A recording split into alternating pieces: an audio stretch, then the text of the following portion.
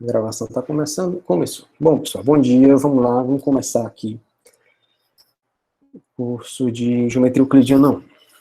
Primeiro, vamos falar um pouquinho da história aqui da geometria, né? A gente já falou exatamente semana passada, mas é bom relembrar um pouco. Não se tem, pessoal, não se sabe precisamente quando a humanidade começou a trabalhar com matemática. O que se sabe é que a matemática é uma coisa que é inerente aos seres humanos, e alguns outros animais têm algumas noções matemáticas, mas não vou entrar nesse assunto. Então, o pessoal fala que quem começou o estudo de geometria foram os egípcios, mas os babilônios antes deles já faziam cálculos, já tinham noção, por exemplo, do teorema de Pitágoras. Claro que, como os babilônios dessa época são anteriores a Pitágoras, eles conheciam o resultado, mas não como o teorema de Pitágoras. Mas eles usavam o resultado para fazer contas, calcular a área de terreno, essas coisas. Então, até antes dos gregos, todo o conhecimento existia muito conhecimento geométrico, mas ele era eminentemente prático. Existiam, vamos dizer assim, receitas para resolver problemas, e era assim que era utilizada a matemática. Você não tinha uma preocupação de nem se tinha essa noção de demonstração, de teorema, essas coisas. Você já tinha um resultado e usava aquilo. Você tinha receitas. Depois eu mostro para vocês como é, por exemplo, os caras resolviam uma equação que hoje a gente chama de equação de segundo grau. Era tipo uma receita de bolo, tá? Usando a linguagem de hoje fica bem estranho. Eles não tinham notação algébrica, nada disso. Tá? Mas eles conseguiam fazer muita coisa. Como falei para vocês, os egípcios fizeram pirâmides que estão aí até hoje. Tá? Então, apesar deles não terem uma matemática formalizada, eles tinham um conhecimento matemático que funcionava muito bem. Né? Enfim, mas os gregos se começaram essa tradição de se questionar o porquê das coisas, e com a história da filosofia, de você tentar compreender o mundo e o universo. Né? E a matemática estava nesse contexto e procurou-se, a partir de um certo momento, justificar esse conhecimento matemático. Daí que vem a coisa de você demonstrar, de você ter axiomas e coisas do tipo. Então esse curso, pessoal, como eu já tinha falado semana passada, ele tem uma abordagem diferente da que vocês conhecem. Os resultados que vocês vão ver aqui não são novidade para vocês. Tá? O que vai ser novidade para vocês vai ser a abordagem, vai ser a maneira como chega nesses resultados. Porque a geometria que a gente estuda na escola, ensino médio, ensino básico, ela quase não tem demonstrações. Os resultados são apresentados muitas vezes sem uma justificativa de por que aquilo é verdade. Simplesmente me dão um resultado e você usa o resultado para fazer cálculos. Aqui a gente não vai fazer isso. Aqui a gente vai dar provar a validade dos resultados. Tá? Então a gente vai seguir mais ou menos o que Euclides fez. O que foi que Euclides fez? Ele pegou todo o conhecimento matemático que existia na época dele e juntou tudo num lugar só, num livro, que na verdade tem 13 livros, que cada livro que a gente chama, na verdade, é um capítulo. Depois eu vou disponibilizar para vocês uma cópia dos elementos de Euclides. E ele reuniu todo o conhecimento matemático de então, e sintetizou aquilo numa obra e se tornou uma publicação matemática de maior sucesso. Isso foi feito, pessoal, há mais de 2000 anos atrás. Tá? Então, o que a gente vai ver aqui no curso tem mais de 2000 anos de idade, esse conhecimento axiomático. E essa abordagem de Euclides de axiomatizar foi o modelo para toda a produção matemática de então, desde aquele tempo até hoje. A gente segue mais ou menos o que Euclides fez. Quando você vai criar uma nova teoria, você começa com os axiomas, e a partir dos axiomas você vai tirando as consequências dele, provando resultados, e usando os resultados para provar os resultados, e assim vai. Tá? Só que aqui a gente vai fazer uma abordagem um pouquinho diferente. Se vocês, não sei se vocês leram a apresentação do livro, mas aqui no livro Lucas, ele não vai usar os 5 axiomas somente. Ele vai usar um pouco mais,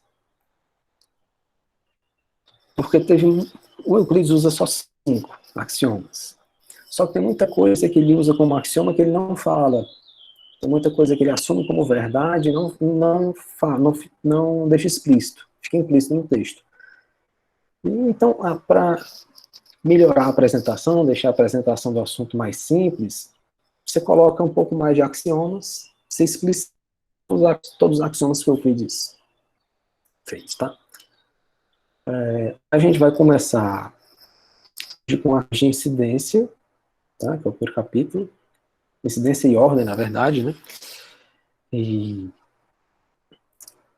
vamos lá. Vamos aqui para os axiomas de incidência e ordem. Então, a gente vai, como diz o Lucas em outro livro, todo mundo sabe, né? Todo estudante de filosofia sabe que você não consegue partir do nada para criar algum conhecimento, você tem que partir de alguma coisa. Então, pessoal, aqui a gente vai fazer o seguinte, a gente vai ter 3 noções primitivas, que é a noção de ponto, de reta e de plano. O plano é o ambiente onde vai se desenrolar toda a construção que a gente vai fazer. O protótipo de plano, você pode pensar no chão, no chão da sala de vocês, numa mesa, enfim. Uma reta, o protótipo de uma reta é você fazer um risco não torto, né, no papel, por exemplo. E o ponto é você fazer uma marquinha no papel. É a melhor aproximação que a gente tem no mundo físico, né? Okay? Então a gente vai começar com essas entidades, tá? E trabalhar com elas. Depois a partir de ponto, reta e plano, a gente vai construir outras figuras geométricas, tá? E usando outras noções que vão aparecer depois. Mas o começo de tudo é isso, ponto, reta e plano. Tá? A primeira observação é que o plano, ele é constituído de pontos na verdade. Retas são constituídas de pontos também, mas são diferentes do plano, tá? E a partir daqui a gente vai começar. Então, o primeiro grupo de axiomas, a gente vai dividir em 5 grupos, tá? Hoje a gente vai ver só o primeiro e o segundo grupo. Então, o primeiro grupo, que é o que ele chama aqui de axiomas de incidência, tem 2 axiomas. O axioma 1, esse 1 aqui é um romano, tá? Então, o primeiro axioma é o 1, que diz o seguinte, que qualquer que seja reta, para qualquer que seja reta, que pertencem à reta e que não pertencem à reta. Esse axioma, pessoal, está dizendo simplesmente, ele está explicitando que a reta é diferente do plano. Tá? Porque quando ele diz que existem pontos que pertencem à reta e pontos que não pertencem, ele está dizendo que o plano, se você tem uma reta no plano, tem pontos do plano que estão na reta e que não estão na reta. Porque se você não tem esse axioma, nada lhe garante que a reta não seria o próprio plano. Uma observação importante, pessoal, aqui só vale o que está dito, tá? As nossas verdades aqui, as nossas leis aqui são os axiomas. Que o que não for axioma, ou não for demonstrado a partir dos axiomas, não necessariamente é verdade, tá? Então os axiomas dizem coisas um tanto quanto óbvias, mas que tem que ser ditas, tem que ser dito, tem que ser explicitado e que é daquele jeito.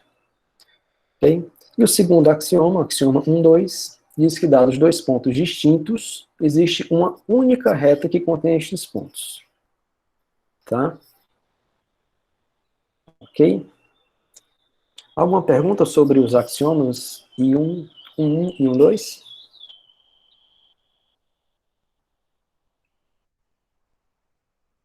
Alguma dúvida? Certo, então vamos lá. Então, aí ele começa aqui, ó, uma consequência imediata dos axiomas. Deixa eu me perdi aqui, desculpe. Desculpe, página errada. Então, a primeira proposição é que duas retas distintas ou não se interceptam ou se interceptam num único ponto. Isso quer dizer o seguinte. Então, vamos desenhar aqui, né? Então, imagine que você tem aqui. Pessoal, uma notação. Já vou estabelecer a notação, que é a seguinte.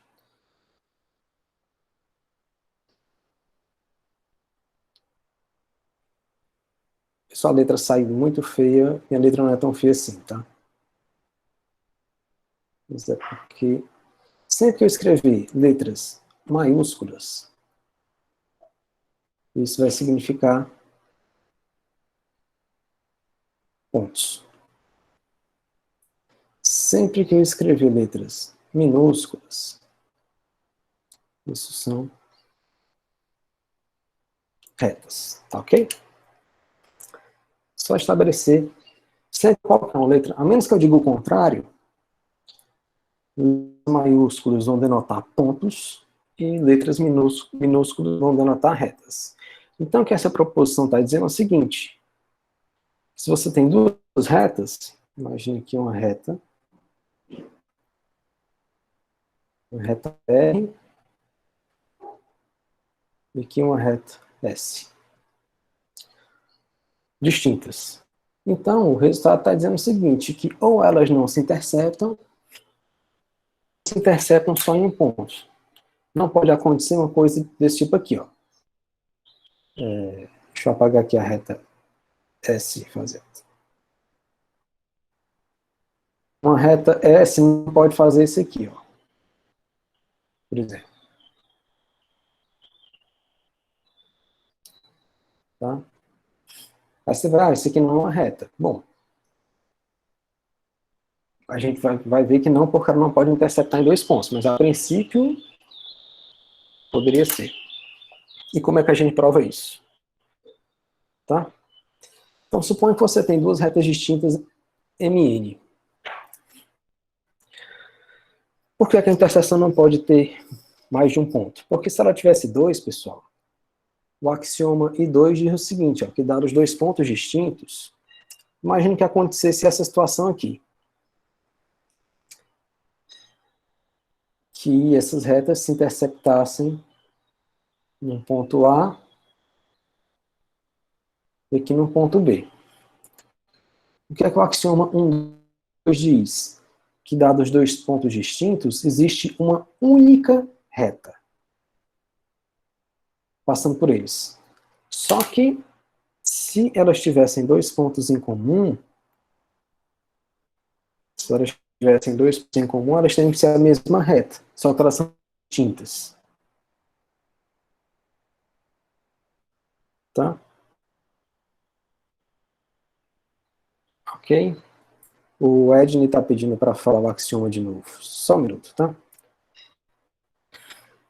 Então, recapitulando a demonstração. Suponha que você tem duas retas distintas. Se elas se interceptassem em dois pontos, o axioma 1, 2 diz que, dados dois pontos distintos, só tem uma reta passando por eles. Então, se você tem duas retas com dois pontos em comum, elas têm que ser iguais. Só que eu estou dizendo que elas são distintas. Então, não pode haver mais que um. Tá? O axioma 1, Wesley, diz que qualquer que seja a reta, existem pontos que pertencem a essa reta e que não pertencem a ela. E o axioma 1, 2 diz que, dados dois pontos distintos, existe uma única reta passando por eles. Tá? Ok? Pessoal, aqui, essa demonstração, pessoal, ela, eu não sei se, bom, vocês talvez nunca tenham visto demonstração desse tipo, mas isso aqui é demonstração que a gente chama de demonstração por absurdo. O que é isso? Em matemática, pessoal, se você tem uma afirmação, uma proposição, que a gente chama, um statement, em inglês é mais claro, uma afirmação, ou ela é verdadeira, ou ela é falsa. Você não pode ser uma coisa verdadeira e falsa ao mesmo tempo. Então, é muito comum esse tipo de prova. Você quer provar que uma certa coisa é verdadeira. Você supõe que ela é falsa, e a partir da falsidade dela você chega numa coisa que é um absurdo. Nesse caso aqui, a gente quer provar que elas se interceptam num único ponto. Elas são distintas.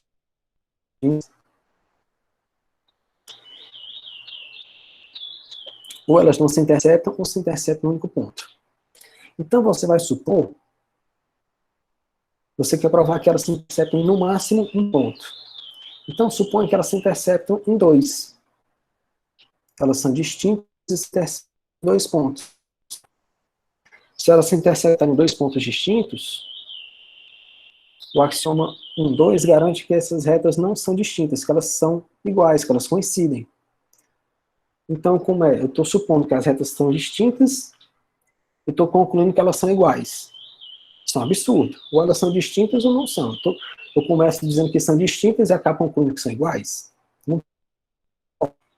Então, a hipótese que eu fiz de ter 2 ou mais pontos na interseção tem que ser falsa. Isso não pode acontecer.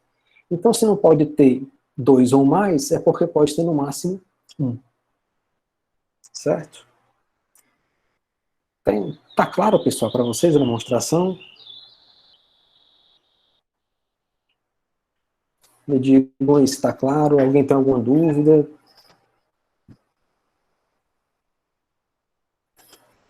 Esse sim é que está claro ou que você tem dúvida? Se alguém tiver dúvida, bota aqui no chat, pessoal. Tá? Ótimo. Eu vou colocar no Classroom mais tarde 2 textos para vocês, pessoal, que não são necessariamente ligados à disciplina, são ligados ao curso, que são 2 textos que vão servir para vocês ao longo do curso, tá? Um é sobre como escrever matemática, como você escrever direito, como escrever bem, e o outro é um texto chamado Um Convite à Matemática, tá? Que é um livrinho que ele vai explicar uma série de demonstrações, de como funcionam as demonstrações e tal. Não é para você pegar o livro e ler de uma vez, assim. Você vai estudando ele aos poucos, tá? Porque uma das coisas que vocês vão aprender aqui é um monte de técnicas de demonstração. Esse livro explica bem as coisas. Ele não é voltado para a geometria, ele fala dos vários tipos de demonstração, demonstração por absurdo, indução, contraposição, esse tipo de coisa.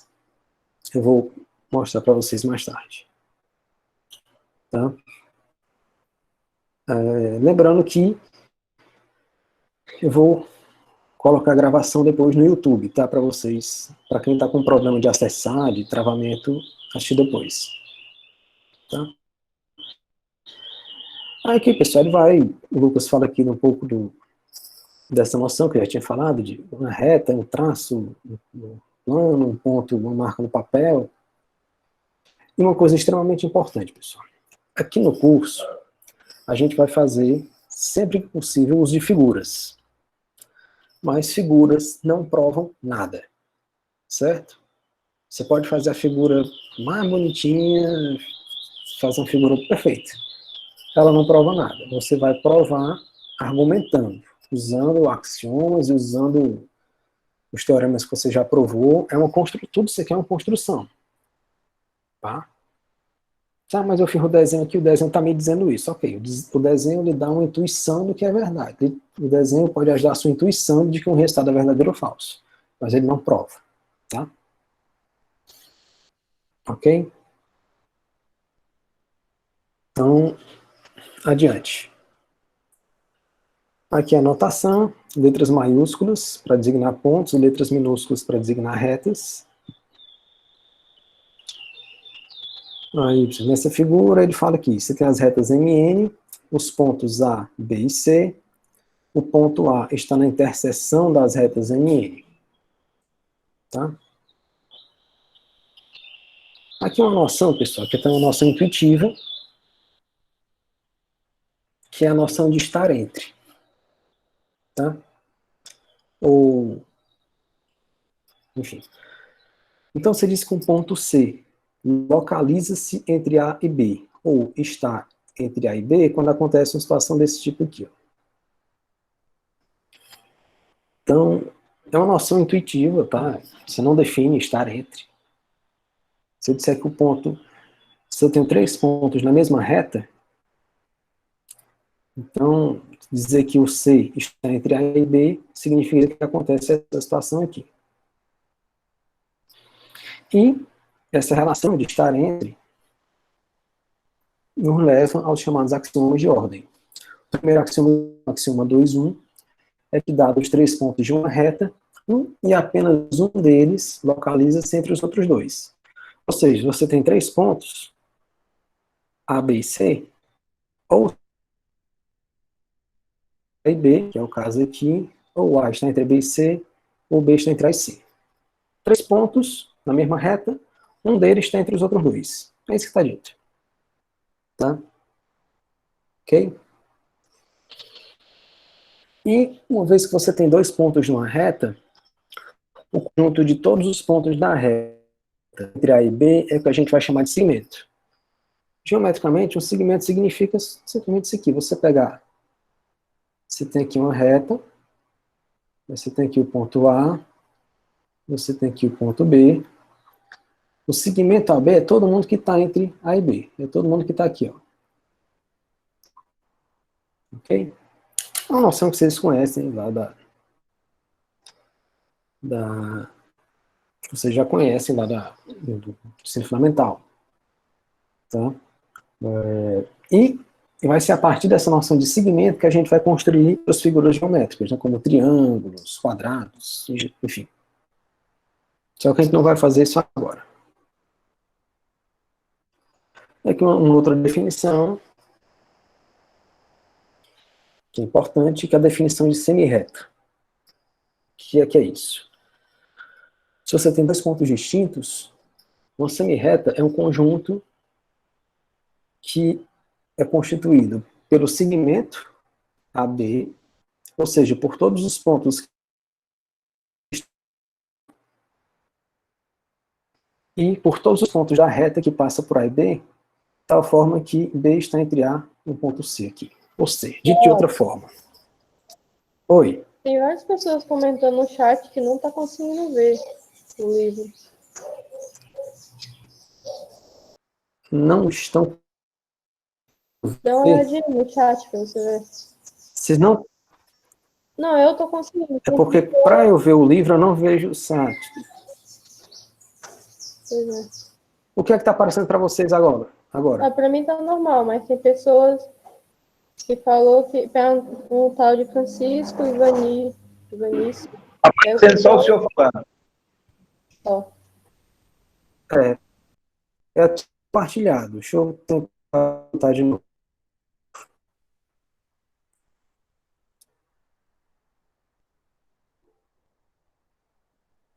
Está aparecendo agora? Tá aparecendo agora. Agora deu certo. Vamos lá. Onde é que tinha parado? O que vocês perderam, vocês veem no vídeo, tá? Pra gente não... Então, vamos lá. Se você tem 2 pontos distintos, a gente já sabe que, dados os 2 pontos, existe uma única reta que passa entre eles. Tem aqui o ponto A, o ponto B, e você tem aqui a reta que passa por eles. Uma única reta. A reta, a gente vai definir um conjunto dela, um subconjunto dela, que é o que a gente vai chamar de semirreta, com origem A contendo B, que é o seguinte conjunto. A semirreta com origem A e contendo B é um conjunto formado pelo segmento AB, ou seja, todos os pontos dessa reta que estão entre A e B, e por todos os pontos C da reta, marca aqui um ponto C, de tal forma que, aqui um ponto C, e todos os pontos C da reta, tal que B está entre A e C. Então, geometricamente é isso, uma semi-reta, você tem aqui a reta, deixa eu fazer um desenho.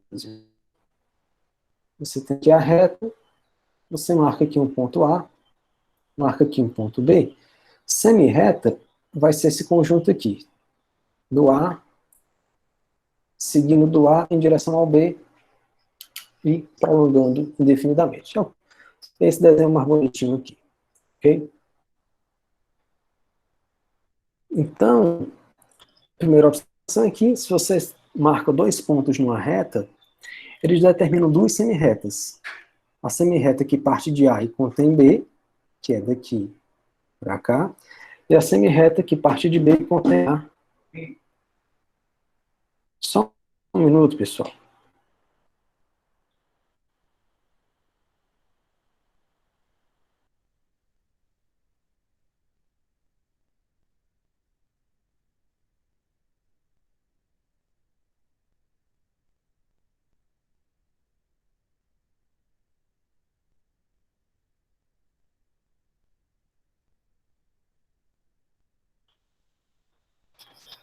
Desculpa, tem um probleminha técnico aqui.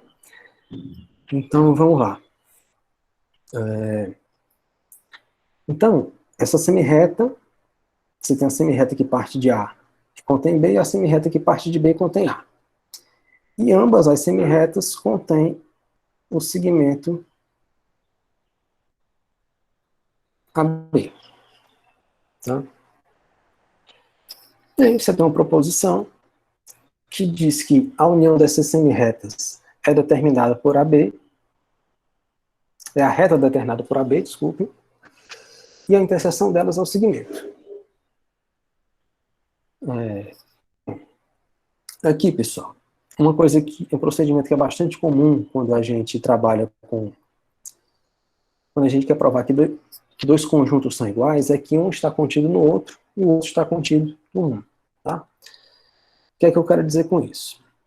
A proposição me diz o seguinte, que se eu pegar essa semi-reta aqui, com origem A, passando por B, e a semi-reta com origem B, passando por A, fizer a união das duas, essa união vai ser exatamente a reta que passa por AB.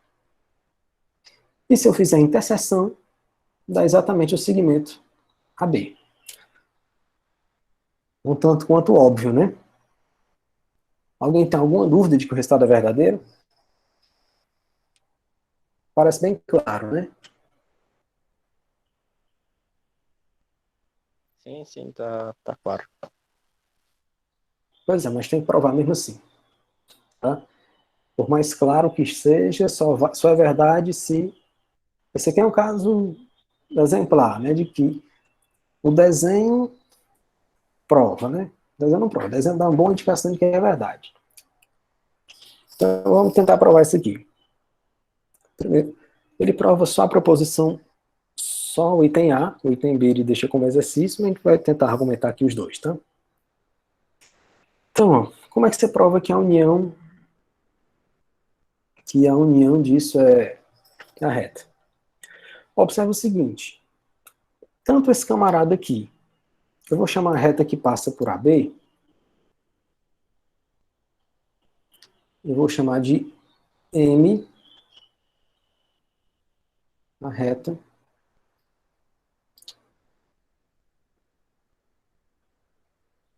que passa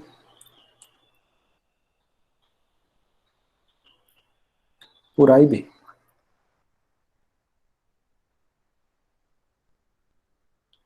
Tá? Chamar essa reta de M. Então, observe o seguinte, que a semi-reta que parte de A e contém B, ela é um subconjunto de M.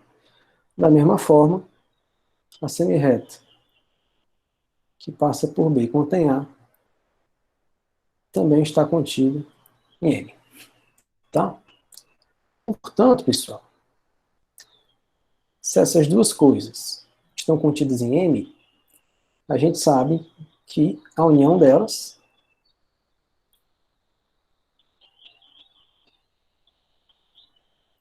também está contida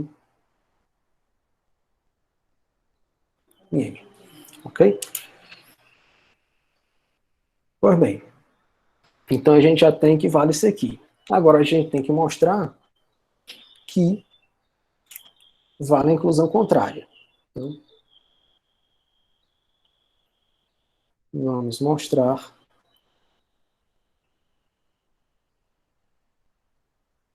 que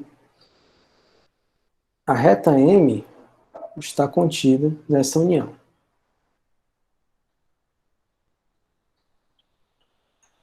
União S, B, A. Ok? E como é que a gente prova isso? Bom, como é que é o argumento dele aqui? Ó?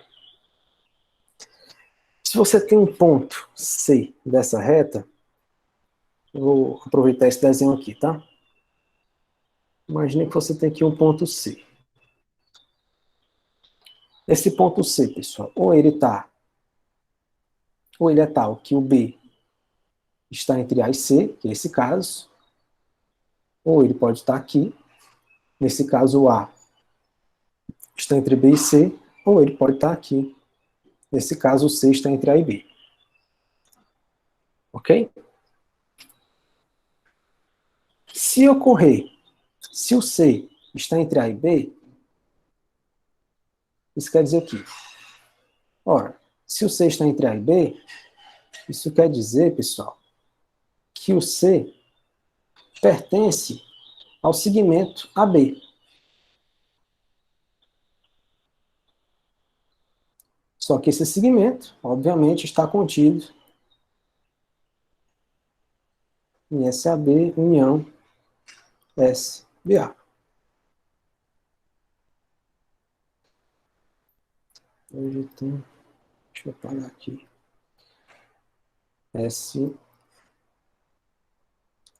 SBA. Ok? Se o C, que é esse caso aqui, ó, o seguinte, ele tanto está aqui como está aqui. Suponha que o C está aqui, que o A esteja entre C e B. Nesse caso, o C, nesse caso aqui, se o A está entre B,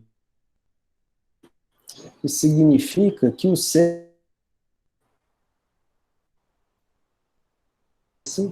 BA, está contido nessa união. E, finalmente, se o B está entre A e C, isso significa que o C está contido em SAB e também está contido nessa união. Tá? Ou seja, em qualquer desses casos, pessoal, eu peguei um ponto da reta M, que é o C, e mostrei que esse ponto está nessa união. Eu peguei um ponto qualquer da reta M e mostrei que está aqui. Isso me diz, pessoal, na verdade, que vale isso aqui. Por quê? Eu peguei um ponto qualquer de um conjunto e mostrei que esse ponto, esse elemento desse conjunto, é elemento dele. Isso é exatamente dizer que esse camarada é subconjunto desse. Portanto, vale essa segunda inclusão. E se eu tenho que esse conjunto está contido nesse, e esse está contido nesse, significa que eles são iguais. Ok? Alguma pergunta, pessoal? Dúvidas? Vocês entenderam a demonstração ou não está claro?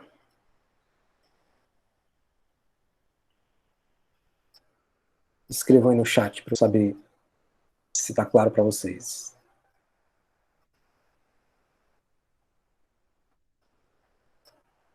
Deixa eu ver aqui.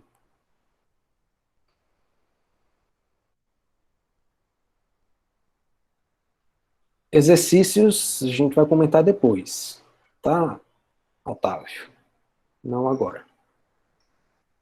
Bom, e como é que a gente prova a outra parte, pessoal? A outra parte ele deixa como exercício. Como é que a gente faz? Agora a gente quer provar que a interseção dos dois, dessas duas semirretas, é exatamente o AB. A ideia da demonstração é a mesma. A gente vai mostrar. Primeiro a gente mostra que esse está contido nesse, e depois que esse está contido nesse. Na verdade, a primeira implicação, a primeira inclusão é que esse está contido nesse. Por quê? Eu coloco definição de semirreta. Ó. O que é que diz a definição de semirreta? Que a semirreta que parte de A e contém B é constituída por quem? Pelos pontos do segmento AB. Então, o AB, ele já, por definição, ele está contido aqui. E aqui, se você for para a definição da semirreta que parte de B contém A, vai ser o conjunto dos pontos da reta que passa por AB, que é formado pelo segmento BA, que o segmento BA, pessoal, é a mesma coisa do segmento AB. Se um ponto está entre A e B, está entre B e A, ok? Então, esse segmento AB, ele tanto está contido aqui, como está contido aqui. Portanto, o segmento AB,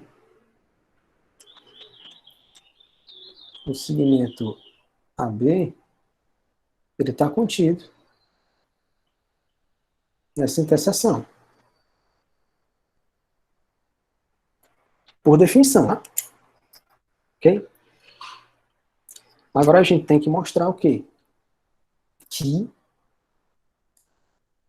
então esse aqui está ok.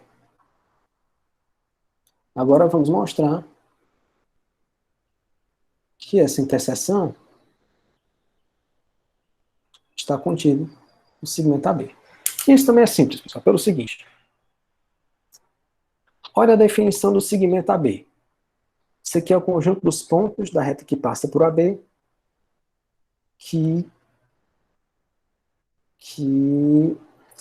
desculpa, só que eu saí aqui da tela. A semirreta que parte de A e contém B é formada por quem? É o conjunto dos pontos da reta que passa por AB, formado por quem? Pelo segmento AB e pelos pontos C, que B está entre A e C. Então, a gente vai fazer o seguinte. Vamos pegar um ponto desse segmento e mostrar que está aqui. Como é que a gente faz?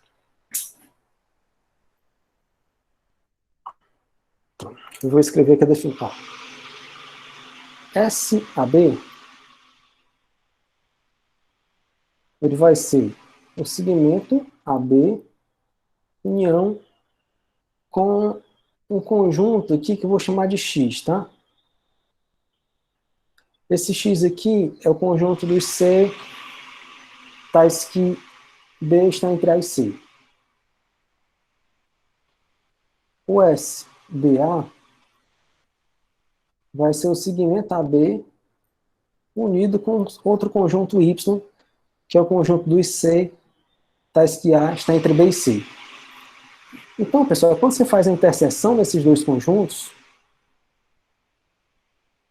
tá? Quando você faz a interseção, o resultado dessa interseção aqui vai ser exatamente o AB. A prova é mais direta, na verdade. Então, AB. Se você escreve os conjuntos dessa forma, fica mais... Por que isso é verdade? Por quê? Porque esses dois conjuntos aqui, pessoal, X e Y, eles são tais que a interseção deles é o conjunto vazio. Tá? Vou deixar como exercício para vocês provar que a interseção deles dois é vazio. Ok? Entendido, pessoal? O argumento tem uns detalhes a preencher que eu espero que vocês façam também. Aqui, pessoal, nem sempre eu vou fazer todos os detalhes das demonstrações, tá? Eu dou uma explicação de como é a demonstração, vocês veem a explicação, depois vocês têm que tentar refazer. Isso é importante, tá? Muitas eu deixo detalhes, indico que tem detalhes a serem preenchidos. Isso faz parte do aprendizado de vocês. Vocês têm que ter um papel também no aprendizado. Não é eu dizer e vocês só absorverem. Vocês têm que fazer também, tá? Mas se vocês tiverem alguma... Tentem fazer. Tentem completar. Se vocês tiverem alguma dúvida, vocês me perguntam, tá? Tudo bem? Tudo ok? Alguma pergunta? Deixa eu ver aqui no chat. Ok. Bom, continuando, vamos para o segundo axioma de ordem. O segundo axioma diz o seguinte, que se você tem dois pontos A e B, sempre vai existir um ponto C entre A e B e um ponto D, tal que B está entre A e D. Esse axioma, pessoal, está dizendo simplesmente o seguinte, você tem aqui um A, você tem aqui um ponto B, aí você tem aqui uma reta passando pelos dois, uma única reta, na verdade. O que o axioma diz é que sempre vai, que entre A e C, entre A e B, sempre vai existir um ponto C. Eu sempre consigo achar um ponto da reta, um ponto D, tal que o B está entre A e D. Tá? Só isso que diz o axioma. Uma consequência, e fica como exercício para vocês. Esse aqui eu quero que vocês preparem para me mostrar na próxima aula, tá? É que entre quaisquer dois pontos de uma reta de pontos, tá? Esse aqui é é um exercício, mais à frente eu vou marcar lá, mas já fica anotado aí que eu quero que vocês provem isso. Eu quero receber que dados dois pontos quaisquer de uma reta, sempre vai existir uma infinidade de pontos entre eles. A demonstração é simples, tá? Mas é importante que vocês já comecem a tentar fazer. Ok? E uma outra consequência é que uma semirreta tem uma infinidade de pontos, além dos pontos entre o segmento AB. Tá? Ok? Tudo bem até agora, pessoal? Perguntas?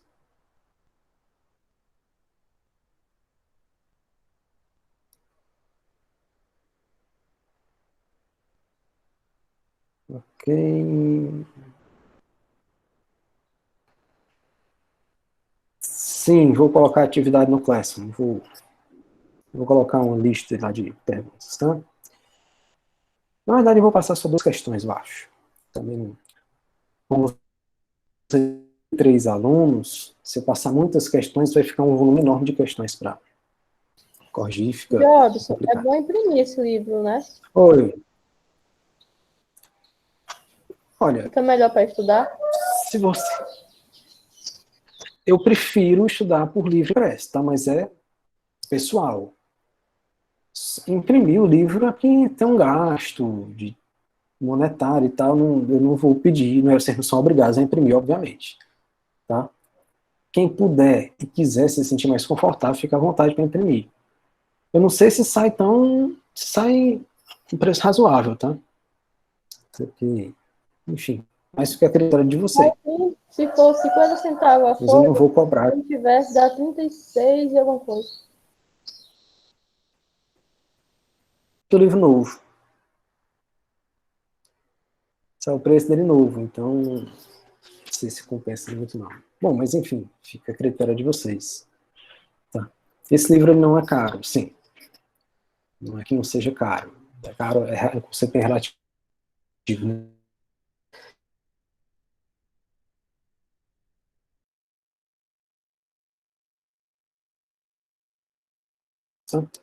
Só para... Então, considera uma reta Sua internet é ruim, tá travando dois pontos. para nós. Oi? Eu acho que sua internet tá meio ruim, porque ela tá travando, a gravação tá travando. Tem um monte de gente comentando também no status, no chat. Comentando. Sim, eu vou colocar no Classroom. Vou colocar aqui, sim.